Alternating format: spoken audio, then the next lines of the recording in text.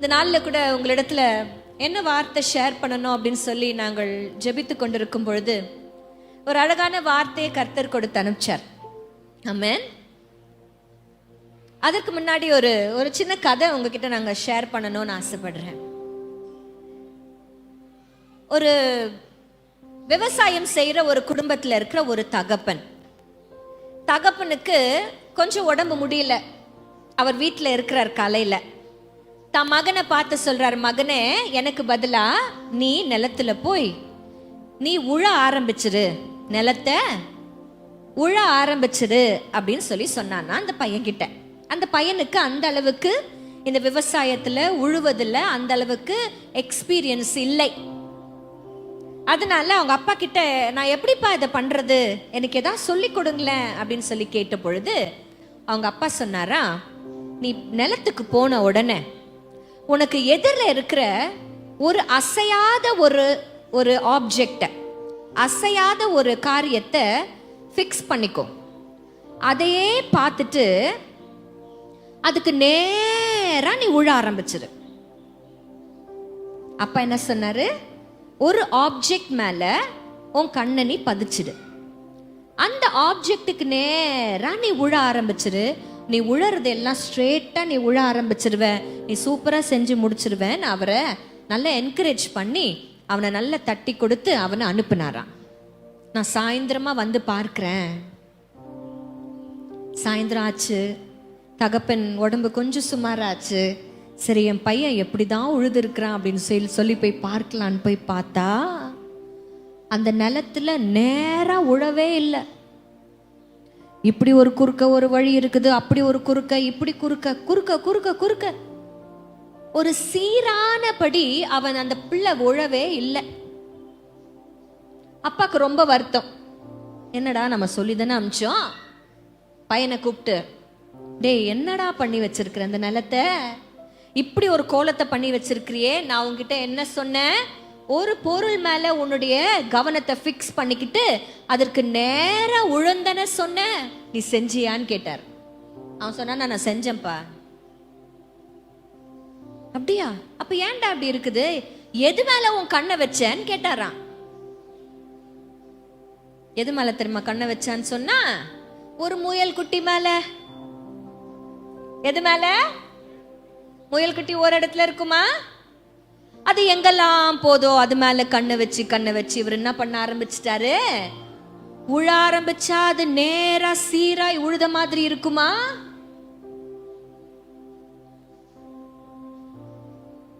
நிலையான ஒன்றின் மேல நம்ம கண்களை பதிக்கும் பொழுதுதான் நம்ம வாழ்க்கை சீராய் மாறும். நல்லா தெரிஞ்சுக்கோங்க, நிலையான ஒன்றின் மேல உங்கள் கண்களை நீங்கள் பதிய வைத்து அதற்கு நேராய் நீங்கள் வாழ்க்கையில ஓடும் பொழுதுதான் நம்ம வாழ்க்கை சீராய் மாறும். இன்னைக்கு வாழ்க்கை சீரற்று இருக்குதுன்னா நம்ம கண்கள் எது மேல இருக்கு அப்படின்னு உங்களுக்கு தெரியும். ஆனா கர்த்தர் இன்றைக்கு நம்மோடு கூட இடைப்படுறது, எது மேல உன் கண்ணு இருக்கணும்ட்டு. அல்லேலூயா. சங்கீதம் 121 உங்களுக்கு எல்லாருக்குமே தெரியும். சங்கீதம் எடுத்து நீங்க வாசிக்க ஆரம்பிச்சீங்கன்னா 120 134 வரையில இருக்கிற சங்கீதங்களை ஆரோகண சங்கீதம் அப்படின்னு சொல்லி சொல்றாங்க. உங்க பைபிள்ல நீங்க பாத்தீங்கன்னா ஒவ்வொரு சங்கீதத்துக்கு மேலேயும் பிராக்கெட்ல ஆரோகண சங்கீதம் அப்படின்னு எழுதியிருக்கோம். இங்கிலீஷ்ல ஆரோகண சங்கீதத்துக்கு சாங்ஸ் ஆஃப் அசென்ட் அப்படின்னு சொல்றாங்க. அசென்ட் என்ன அர்த்தம் தெரியுமா? மலை மேல ஏறி போகும் பொழுது பாடுகின்ற சங்கீதங்கள். யூதர்கள் இன்றளவும் 3 பண்டிகைகளை கொண்டாடி கொண்டிருக்கிறார்கள். அந்த 3 பண்டிகைகளை கொண்டாட எருசலேம் தேவாலயத்திற்கு நேராய் அவர்கள் போகும் பொழுது, அவர்கள் ஏறி போகும் பொழுது பாடுகிற பாடல்கள் தான் இந்த சங்கீதங்கள். அல்லேலூயா. இதுல இன்னைக்கு நம்ம இப்ப பாடினது, எனக்கு ஒத்தாசை வரும் பர்வதத்துக்கு நேராய் என் கண்களை நான் ஏறெடுக்கிறேன். அல்லேலூயா. தாவீதனுடைய கண்கள் எதை நோக்கி இருந்தது தெரியுமா? ஒத்தாசை வருகிற பர்வதத்தை நோக்கி இருந்தது. இதே தாவீது 123 சங்கீதத்துல அவர் ஆரம்பிக்கும் பொழுதே ஒரு வார்த்தை சொல்றாரு, பரலோகத்தில் வாசமாய் இருக்கிறவரே உம்மிடத்திற்கு என் கண்களை ஏறெடுக்கிறேன். ஹல்லேலூயா. சிம்பிளா சொல்லணும்னா கண்களை ஏறெடுக்கிறேன் அப்படின்னா I am fixing my eyes on யூன்னு அர்த்தம். என் கண்களை நான் பதிய வைக்கிறேன் என்று அர்த்தம். ஹல்லேலூயா. அப்ப தாவீது சொல்றாரு, பரலோகத்தில் வாசமாயிருக்கிறவரே, உங்க மேல என் கண்களை நான் வைக்கிறேன். பரலோகத்தில் வாசமாயிருக்கிறவர் நிலையானவர். யார் அவர்? இப்படி அப்படி எல்லாம் அவர் மாற மாட்டார். இப்பதானே நீங்க சொன்னீங்க, அவர் நேற்றும் என்றும் என்றும் மாறாதவரா இருக்கிறார். அவர் என்றும் மாறாதவர், அவர் நிலையானவர். சங்கீதக்காரன் சொல்றார், உங்க மேல என் கண்ணை வைக்கிறேன்ப்பா. I'm going to fix my eyes on you. இதை நான் வாசிக்கும் பொழுது கர்த்தர் எனக்கு இதை ரெண்டா பிரிச்சு கொடுத்தார். எப்படின்னா, பரலோகத்தில் வாசமா இருக்கிறவரே, கரெக்டா? அப்போ பரலோகம் என்று ஒன்று உண்டு, அதில் வாசமா இருக்கிறவர் ஒன்று உண்டு. அப்போ தாவீது இங்க சொல்லும் பொழுது அவர் சொல்றார், பரலோகத்தில் வாசமா இருக்கிறவரே, உங்க மேல என் கண்ணை நான் வைக்கிறேன். I'm fixing my eyes on you. அப்படின்னா அவர் என்ன தெரியுமா சொல்ல வராரு? பரலோகத்தின் மேல என் கண்களை வைக்கிறேன், பரலோகத்தில் வாசமாய் இருக்கிற தெய்வத்தின் மேல என் கண்களை வைக்கிறேன் என்று அர்த்தம். ஹல்லேலூயா. இன்னைக்கு நம்ம வாழ்க்கை சீரா ஓடணும்னா நம்ம முதல் கண்ணை வைக்க வேண்டியது எதன் மேல தெரியுமா? பரலோகத்தின் மேல. ஹல்லேலூயா. பரலோகம்னா என்ன தெரியுமா உங்களுக்கு? என்ன பரலோகம்னா? ஐயோ, பரலோகம் தெரியாதா என்னன்னு? கர்த்தர் வாசமா இருக்கிற ஒரு இடம், அவ்வளவுதான் தெரியுமா? வேற என்ன தெரியும் உங்களுக்கு பரலோகத்தை பத்தி? நீங்க எல்லாம் போறது இல்லையா? அங்க எல்லாம் கோல்டுல தான் இருக்குமா? அங்க எல்லாரும் எப்படி இருக்குமா? தங்கத்தினால செய்யப்பட்டதா. ஏழையான் பொன் வீதியில் உலாவிடுவேன் பாடுறோம்ல, ஏழை நான் ஏழை தான். ஆனா அங்க என்ன இருக்கு பரலோகத்துல?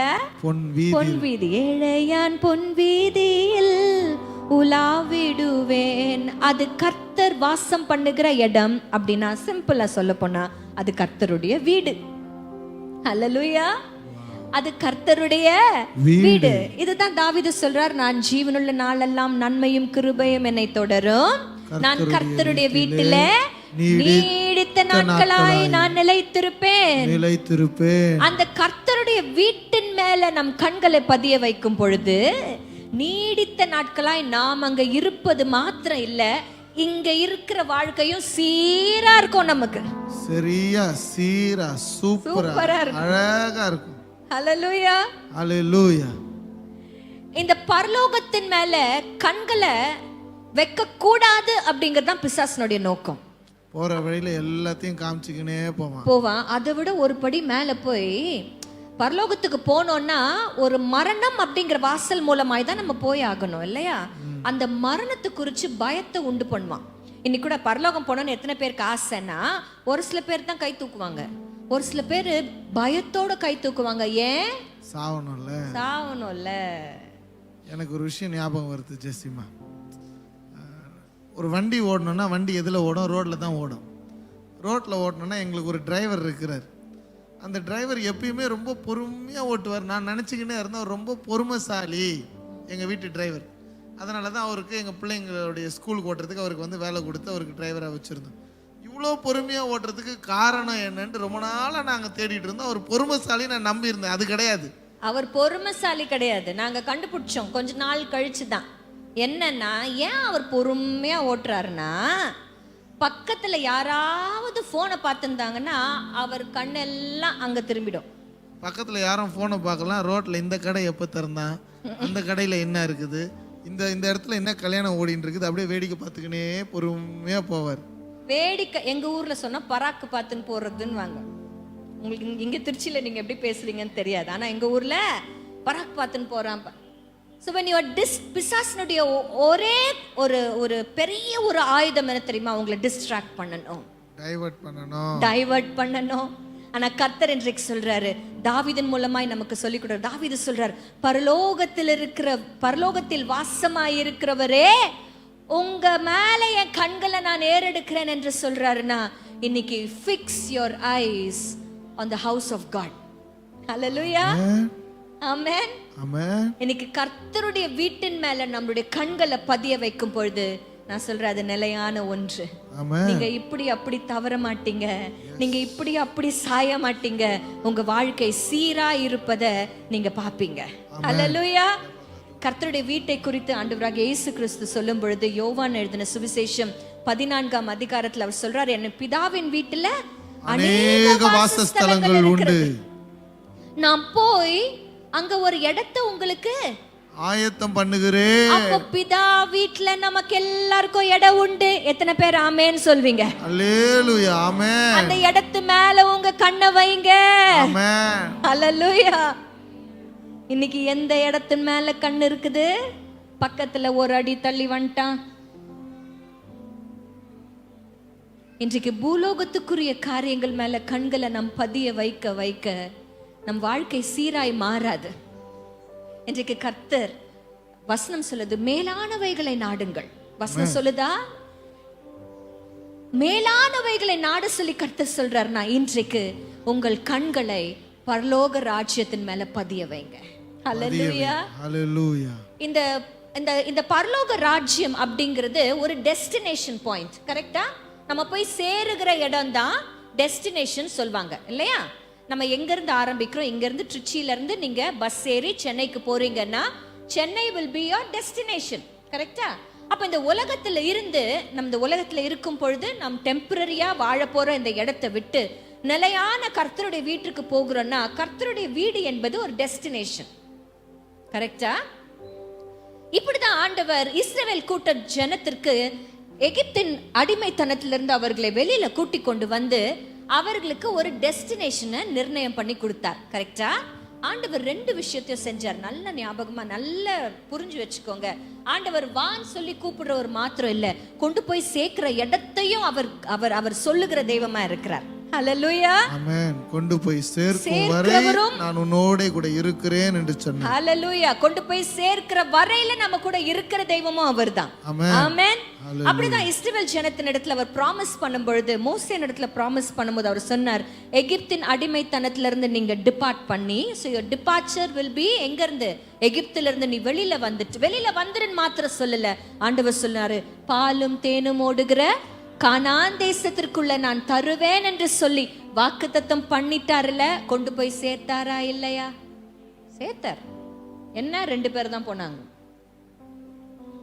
அவர் கொண்டு போய் சேர்த்தது உண்மை.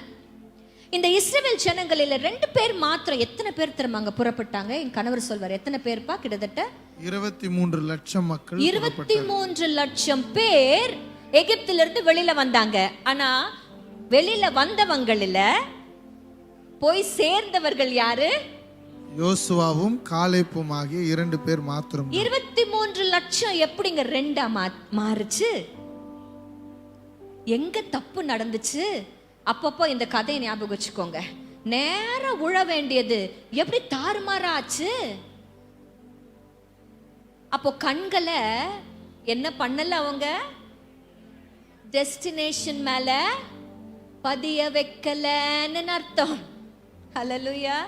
இதற்கு ஆதாரமாக என்னாகமத்தின் புஸ்தகம் எடுத்து திருப்பி வைத்துக் கொள்ளுங்கள். என்னாகமத்தின் புஸ்தகம் 14ஆம் அதிகாரம். என்னாகமம் 14 31ஆம் வசனம் சொல்லுகிறது. கர்த்தர் சொல்றாரு, கொள்ளையாவார்கள் என்று நீங்கள் சொன்ன உங்கள் குழந்தைகளையோ நான் அதில் பிரவேசிக்க செய்வேன். 30ஆம் வசனத்துல இருந்தே நான் வாசிக்கிறேன். 30. எப்புன்னேயின் குமாரன் காலேபும் நூனின் குமாரன் யோசுவாவும் தவிர மற்றவர்களாக்கிய நீங்கள் நான் உங்களை குடியேற்றுவேன் என்று ஆணையிட்டு கொடுத்த தேசத்தில் பிரவேசிப்பதில்லை. இல்லை. ஆண்டவர் சொல்றாரு, நீ உங்க 2 பேரை தவிர நீங்க யாருமே உள்ள போக மாட்டீங்க. கொள்ளையாவார்கள் என்று நீங்கள் சொன்ன உங்கள் குழந்தைகளையோ, வழியில பிறந்தாங்க பாத்தீங்களா பிள்ளைங்க, கிளம்பி வந்த 23 லட்சம் இல்ல, நடுவுல பிறந்த குழந்தைகளை கர்த்தர் கானானுக்குள் கொண்டு சேர்த்தார். ஆமென். குழந்தைகளையோ நான் அதில் பிரவேசிக்க செய்வேன். நீங்கள் அண்டர்லைன் பண்ணி வைங்க. நீங்கள் அசட்டை பண்ணின தேசத்தை அவர்கள் கண்டறிவார்கள். அவர்கள் என்ன பண்ணின தேசம் அது? அசட்டை பண்ணின தேசம். அசட்டை பண்ணின தேசம். கர்த்தர் அவர்களுக்கென்று வைத்த ப்ராமிஸ் பண்ண அந்த கானான் தேசத்தை இஸ்ரவேல் ஜனங்கள் அசட்டை பண்ணதுனால அவங்க வாழ்க்கையில போய் அவங்க சேரவே இல்லை.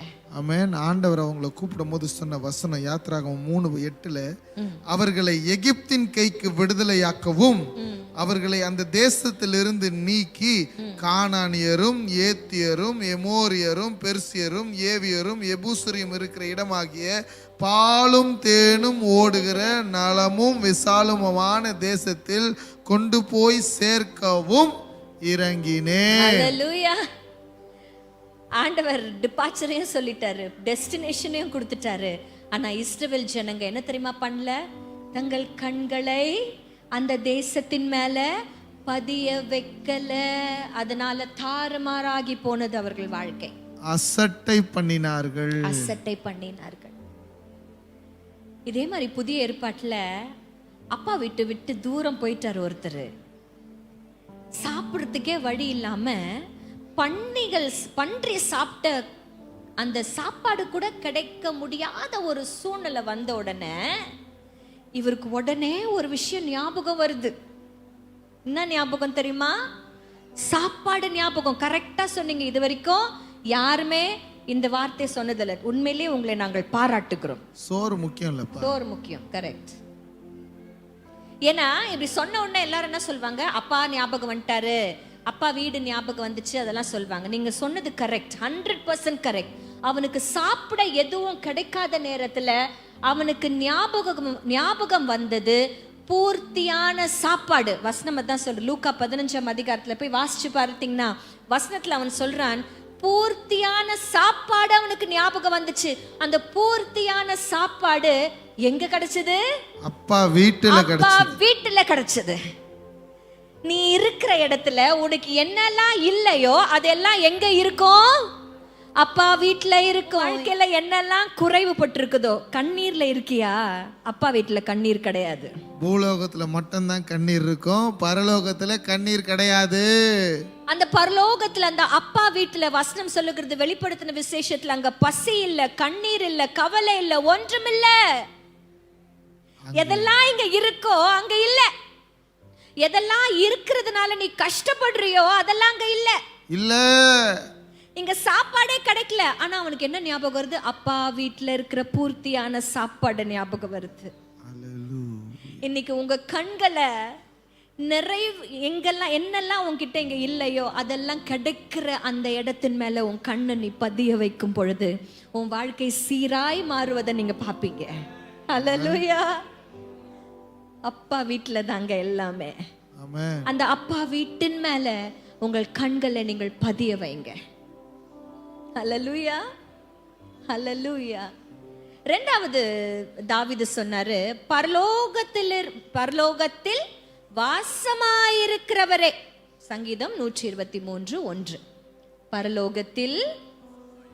அப்ப பரலோகம் என்பது மாத்திரமல்ல, அதுல ஒருவர் யார் இருக்கிறா? வாசமா இருக்கிறார். அவர் யார்? அவர் கர்த்தர். அவர் கர்த்தர். பரலோகத்தில் வாசமா இருக்கிற கர்த்தர் அவர் தான் உங்களுக்கு என்ன பண்ணிருக்கிறாருன்னா ஒரு வார்த்தை சொல்லி இருக்கிறார். என்னன்னா, இதே யோவான் எழுதின சுவிசேஷம் 14ஆம் அதிகாரத்துல ஆண்டவராகிய இயேசு கிறிஸ்து சொல்றாரு, என் பிதாவின் வீட்டிலே அநேக வாசஸ்தலங்கள் இருக்கிறது, நான் போய் ஆயத்தப்படுத்தி வந்து உங்களை கூட்டிட்டு போறேன். ஏன் கூட்டிட்டு போறாரு நம்மள? அவர் இருக்கிற இடத்துல நாமளும் இருக்கணும்ங்கிறது தான் தேவ சித்தம். 3ஆம் வசனம் 4ஆம் வசனம் என்று நினைக்கிறேன். அடுத்த வசனம் போடுங்களேன். 14 and 4 இல்ல 3ஆம் வசனமே போடுங்க. நான் போய் உங்களுக்காக ஸ்தலத்தை ஆயத்தம் பண்ணின பின்பு, நல்லா அண்டர்லைன் பண்ணுங்க. ஆண்டவர் சொல்றாரு, நான் இருக்கிற இடத்துல நீங்களும் இருக்கும்படி நான் மறுபடியும் வந்து உங்களை என்னிடத்தில் சேர்த்துக் கொள்வேன். ஆண்டவராகிய இயேசு கிறிஸ்து இந்த பூமிக்கு வந்த மிஷன் ஒரே மிஷன் தான். அவர் வாசமா இருக்கிற அவருடைய அப்பா வீட்டுல நீங்களும் நானும் இருக்கணும்ட்டு. ஹல்லேலூயா. அவர் எங்க இருக்கிறாரோ, அவர் எங்க இருக்கிறார்? பரலோகத்துல வாசமா இருக்கிறார். அந்த பரலோகத்தில் வாசமா இருக்கிறவருடைய ப்ராமிஸ் என்ன தெரியுமா? அவர் ப்ராமிஸ் பண்றாரு. இங்க பார்த்திருக்கீங்களா? அவர் என்ன சொல்றாரு? தூர தேசத்துல பிள்ளைகள் அப்பா அம்மாங்கெல்லாம் வேலை செய்யறாங்கன்னு வைங்களேன், பிள்ளைங்களை ஒரு மாசத்துக்கு ஒரு முறை வந்து பார்த்துட்டு போறாங்க, வருஷத்துக்கு ஒரு முறை வந்து பார்த்துட்டு போறாங்கன்னா, பிரியிற நேரத்துல பிள்ளைய கூப்பிட்டு சொல்லுவாங்க, பார்த்திருக்கீங்களா, நான் போயிட்டு சீக்கிரமா வந்து உன்னை கூட்டிட்டு போறேன். இது அப்பானுடைய ப்ராமிஸ். அப்பானுடைய ப்ராமிஸ்னா என்ன தெரியுமா? சத்தியம். நம்ம பாஷையில தான் சத்தியம் பண்ணி தலைமையிலலாம் சத்தியம் பண்ணி பேசுறோம்ல. ஆண்டவர் சொல்றாரு, நான் போய் நான் எங்க இருக்கிறேனோ அங்கதான் நீங்க இருக்கணும். நான் எங்க இருக்கிறேனோ அங்கதான் நீங்க இருக்கணும். நான் இருக்கிற இடம் எங்க? எங்க அப்பானுடைய வீட்டுல. அங்க நிறைய இடம் இருக்குது. நான் போய் ஆயத்தம் பண்ணிட்டு வந்து உங்களை என்னோட கூட கூட்டிக் கொண்டு போறேன்னு சொல்வது கர்த்தருடைய வாக்கு. அந்த வாக்கின் மேல, பரலோகத்தில் வாசமா இருக்கிறவருடைய வாக்கின் மேல உன் கண்களை பதியவை. ஹல்லேலூயா. ஹல்லேலூயா. அக்கறைக்கு போவோம் வாருங்கள் சொன்னாரா? சொல்லலையா? சீஷர்கள் கிட்ட சொன்னாரா? அக்கறைக்கு போவோம் வாருங்கள். அக்கறை என்பது டெஸ்டினேஷன். போக போற இடத்தை சொல்லிட்டாரா? இஸ்ரவேல் ஜனத்துக்கு போக போற இடத்தை சொன்னாரா? என்ன எந்த இடம்? கானான் தேசம். ஓகேயா? நம்மளுக்கு எல்லாருக்கும் ப்ராமிஸ் பண்ணி கொடுத்திருக்கிறாரு, எங்க நம்மளை கூட்டிட்டு போறேன்ட்டு. பரலோக ராஜ்யத்துல அப்பா வீட்டுக்கு. அப்போ டெஸ்டினேஷன் தெரியும். அக்கறைக்கு போவோம் வாருங்கள் என்று சொல்லி சீஷர்களிடத்துல வாக்கு கொடுத்தவர், பேசினவர்.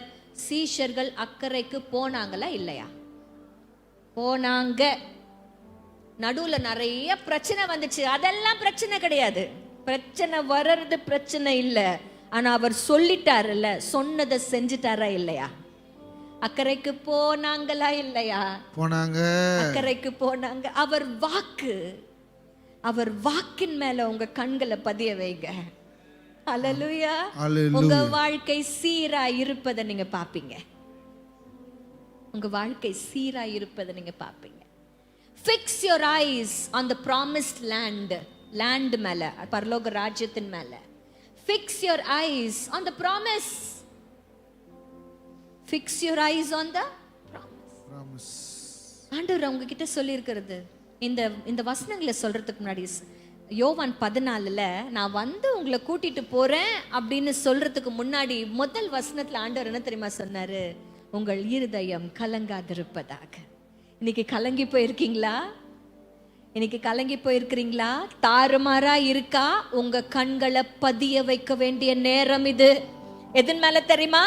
பரலோக ராஜ்யத்தின் மேல மாத்திரம் இல்ல, பரலோக ராஜ்யத்தில் வாசமா இருக்கிறவருடைய வார்த்தையின் மேல உங்க கண்களை இன்றைக்கு பதிய வைங்க.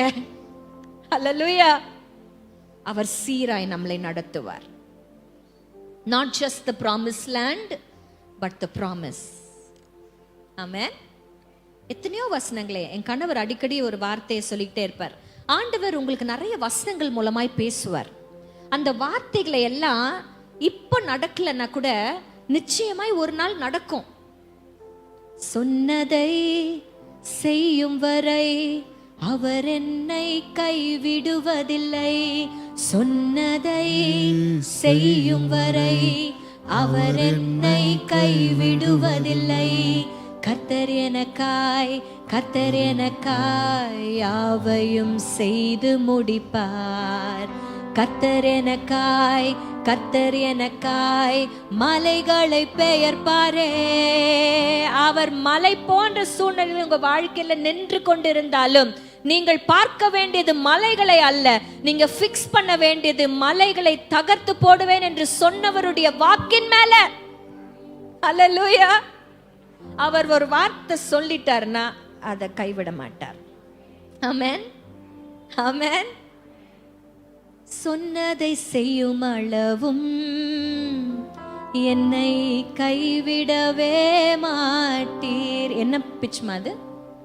சியா, எஃப் கொடுங்க. இந்த பாட்டு பாடலாமா? சொன்னதை செய்யும் அளவும் என்னை கைவிடவே மாட்டீர், எனக்கு சொன்னதை செய்யும் அளவும் என்னை கைவிடவே மாட்டீர். யாக்கோபுக்கு கொடுத்தார் இந்த ப்ராமிஸ். தலை சாய்க்கும் கல் நீரையா, மூளை கல் நீரையா, நான் நம்பி தலை சாய்க்கும் கல் நீரையா, மூளை கல் நீரையா. ஏல் பெத்தேல் இது வானத்தின் வாசல், ஏசையா ஆசீர்வாதத்தின் வாசல். இதுல ஆண்டவர் வந்து யாக்கோபுக்கு ப்ராமிஸ் பண்ணுவாரு, தகப்பன் வீட்டுக்கு ஒன்று நான் திருப்பி கூட்டி கொண்டு வருவேன். அந்த சரணம் போட முடியுமா தம்பி? தகப்பன் வீட்டுக்கு நான் திருப்பி உன்னை கூட்டி கொண்டு வருவேன் என்று சொன்னது ஆண்டவர் யாக்கோபுக்கு கொடுத்த ப்ராமிஸ். அல்லேலூயா. செல்லும் இடமெல்லாம் என் கூட இருந்து என்னை கனப்படுத்தி தகப்பன் தேசத்திற்கு நான் திரும்பும் வரையில உன்னை நான் காப்பாற்றுவேன் என்று யார்கிட்ட ப்ராமிஸ் பண்ணி கொடுத்தாரு? யாக்கோபு கிட்ட ப்ராமிஸ் பண்ணி கொடுத்தார். யாக்கோபுக்கு மாத்திரம் இல்ல, உங்க எல்லாருக்கும் அவர் ப்ராமிஸ் பண்ணி கொடுத்திருக்கிறார். தகப்பன் வீட்டுல நம்மளை கொண்டு சேர்க்கிற வரையில அவர் நம்மோடு கூட இருக்கிற தெய்வமா இருக்கிறார். என்ன சூழ்நிலைகள் வந்தாலும் நம்மோடு கூட இருந்து நம்மளை வழி நடத்தி நம்மளை கரம் பிடித்து நடத்துகிற தேவன் உங்களோடு கூட இருப்பேன்னு சொல்லிட்டார். அந்த வாக்கின் மேல உங்க கண்களை பதிய வச்சு ஹல்லேலூயா, ஹல்லேலூயா. Fix your eyes on the promise today. ஒவ்வொரு முறையும் ஊழியத்திற்கு போகும் பொழுதெல்லாம் கர்த்தர் எங்களை எந்த வசனத்தை வைத்து எங்களை அழைத்தாரோ, ஏசாயாவின் புஸ்தகம் 58:12 வசனத்தை கொடுத்துதான் கர்த்தர் என்னுடைய கணவரை முழு நேர ஊழியத்திற்கென்று அழைத்தார். பூர்வ காலம் முதல் பாழாய் கிடக்கிற ஸ்தலங்களின் மேல் நீ கட்டுவாய். தலைமுறை தலைமுறையா இருக்கிற அஸ்திபாரங்கள் மேல் நீ கட்டுவாய்.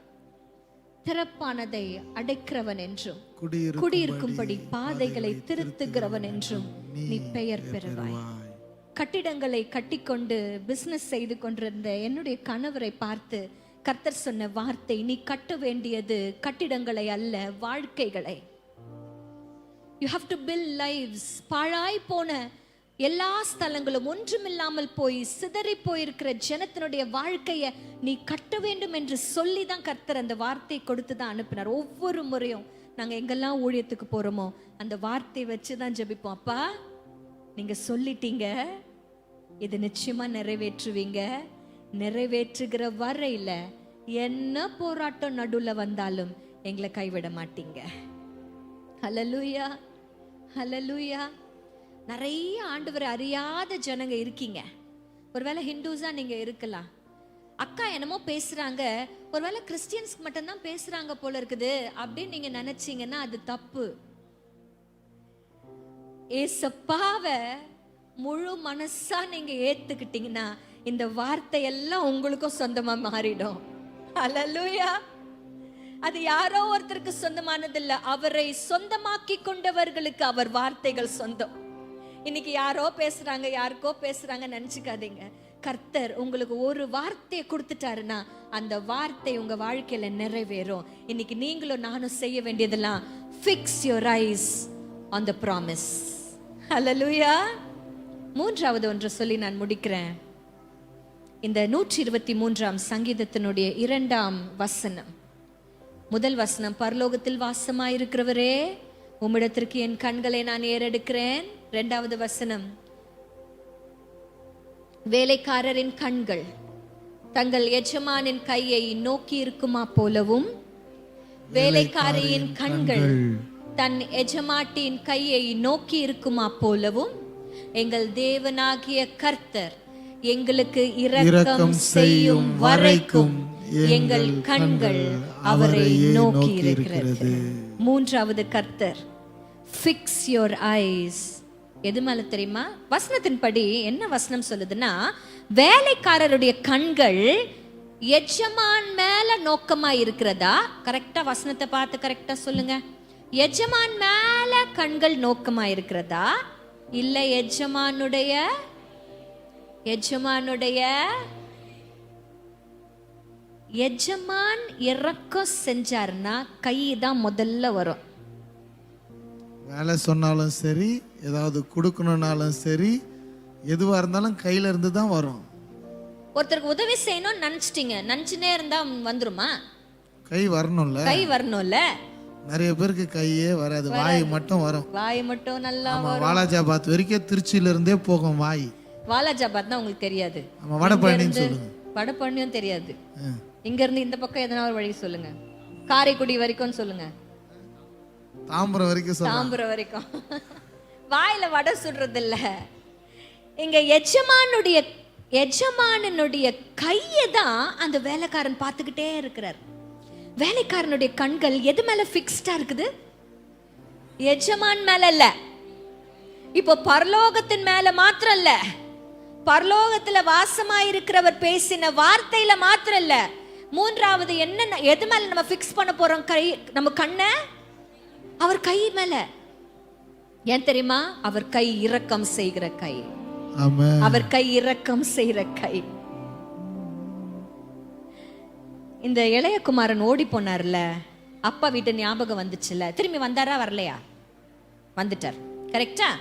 வந்த உடனே இந்த பாருங்க, என்ன இருந்தாலும் நம்ம ஊர் பிள்ளையா இருந்துச்சுன்னா இப்படிதான் பேசியிருக்கோம். சும்மா ஒரு கற்பனை.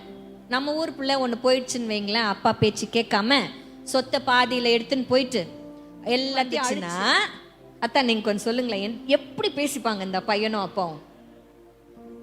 ஏண்டா புத்திக்கு தான் உனக்கு திரும்பி வரதுக்கு என்ன மூஞ்சி வச்சுக்கின்னு வந்துக்கிறீங்க? உன்னை வீட்டிலேயே சேர்க்கக்கூடாது, ஓடி போ நாய அப்படின்னு சொல்லி அனுப்புவாங்க. இந்த பையன் என்ன தெரியுமா பேசியிருக்கலாம்? அப்படி சொன்னாரு. இந்த பாருங்க, என்ன இருந்தாலும் நான் உங்க பையன், நான் உங்க பையன், எனக்கு நீங்க அப்பா, அதனால அத முதல்ல ஞாபகம் வச்சுங்க. ஆமா, தப்பன்ட்ட என்ன இப்போ? என்ன இருந்தாலும் நான் அப்படி சொன்னான் அந்த பிள்ளை பைபிள்ல.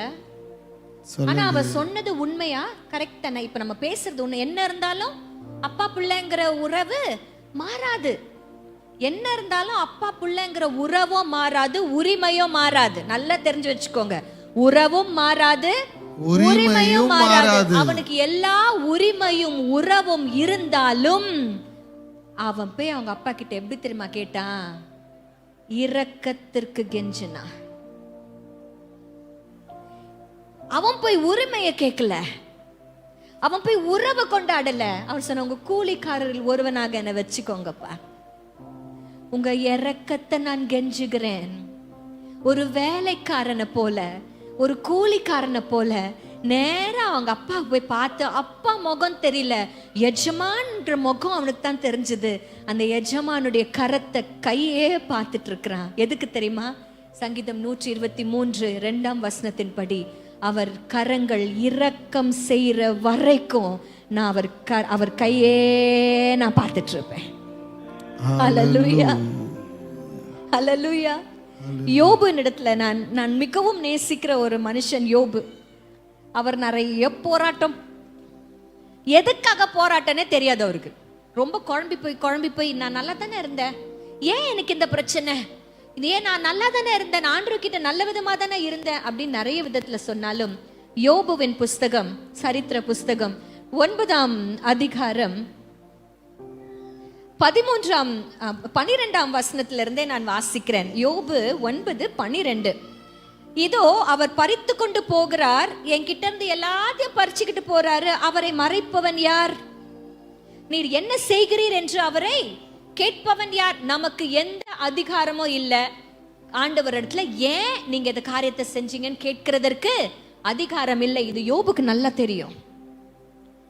13ஆம் வசனம், தேவன் தம்முடைய கோபத்தை திருப்ப மாட்டார், ஒருவருக்கொருவர் துணை நிற்கிற அகங்காரிகள் அவருக்கு அடங்க வேண்டும். இப்படி இருக்க அவருக்கு மறுமொழி கொடுக்கவும் அவரோட வழக்காடும் வார்த்தைகளை தெரிந்து கொள்ளவும் நான் ஏமாத்திரம்.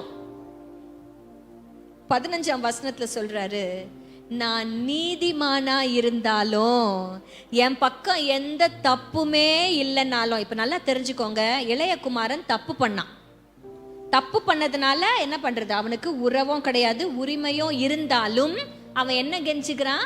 இரக்கத்திற்கு கெஞ்சுக்கிறான். ஆனா இங்க யோபு சொல்றாரு, யோபு வசனம் சொல்லுகிறது வாயளவுக்குள்ள அவர் எதுவுமே தப்பு பண்ணல. கரெக்டா? 1ஆம் அதிகாரத்தினுடைய கடைசியில அவன் எந்த பாவமும் செய்யவில்லை என்று வசனம் சொல்லுகிறது. அப்போ அவன் சொல்றான், நான் நீதிமானாவே இருந்தாலும் அவரோட நான் வழக்காடாம, என் உரிமையை கேட்காம, என் உறவை சொல்லாம, என் நியாயாதிபதியின் இடத்துல நான் என்ன பண்ணுவேன்? இரக்கத்திற்கு கெஞ்சுவேன். ஹல்லேலூயா. இன்னைக்கு fix your eyes on his hands. அவருடைய இரக்கம் செய்கிற கரத்தின் மேல உங்க கண்களை பதிய வைங்க. இன்னைக்கு சொல்றேன், அவன் இரக்கத்தை தான் கேட்டான். யாரு? இளையகுமாரன் அப்பான் இடத்துல உரிமை இருந்தாலும் உறவு இருந்தாலும் இரக்கத்தை தான் கேட்டான். ஆனா அப்பா அவனுக்கு திரும்பி என்ன கொடுத்தாரு? உறவையும் கொடுத்தாரு, உரிமையையும் கொடுத்துட்டாரு. ஹல்லேலூயா. அதான் வசனம் சொல்லுகிறது, கர்த்தருக்கு அடிமையானவன் சுயாதீனன் எண்ணப்படுவான். நீ அவரிடத்துல எவ்வளவு அடி பணிஞ்சு போனாலும் அவர் உன்னை தூக்கி நிறுத்த வல்லவரா இருக்கிறார். மகன் என்ற ஸ்தானத்தை அவர் கொடுக்கிறார். நீ போய் மார்த்தட்டிட்டு நான் மகன் தான் அப்படின்னு சொல்றதுல இல்ல. நீ இரக்கத்திற்கு கெஞ்சி நிற்கும் பொழுது அவர் உன்னை மகனாக ஏற்றுக்கொள்ள வல்லவரா இருக்கிறார். ஹல்லேலூயா. 3 காரியங்களுக்கு நேராய் உங்கள் கண்களை நீங்கள் பதிய வைக்க போறீங்க. 1, பரலோக ராஜ்யத்தின் மேல. 2வது, பரலோகத்தில் வாசமாயிருக்கிறவருடைய வார்த்தையின் மேல. 3வது, பரலோகத்தில் வாசமாயிருக்கிறவருடைய இரக்கம் செய்கிற கைகளின் மேல உங்கள் கண்களை நீங்கள் பதிய வைக்கும் பொழுது உங்க வாழ்க்கை கோணல் மாணலா இருக்காது, அது சீரா இருக்கும். நாங்க வரும்போது தான் யோசிச்சுட்டு இருந்தேன், உங்க வாழ்க்கை சீரா இருக்கு. நீங்க சீரா உழுதுட்டீங்கன்னா உங்க நிலம் பயிர் நிலமாய் மாறும். உங்க நிலம் விளைச்சலை காணும். உங்கள் நிலம் அறுவடைக்கு ஆயத்தமாகும். ஹல்லேலூயா. எத்தனை பேர் ஆயத்தமா இருக்கீங்க? என் கண்களை நான் பதிய வைக்கிறேன்ப்பா. I am going to fix my eyes on you.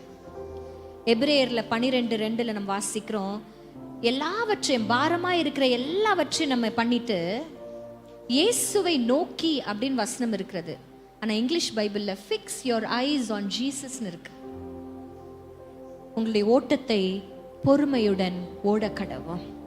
இன்றைக்கு let's fix our eyes. இன்னைக்கு உன்னலையான ஒரு காரியத்தின் மேல உங்க கண்களை பதிய வைக்க ஆரம்பிங்க. உங்க வாழ்க்கை சீராய் மாறுவதை நம்ம பார்ப்போம்.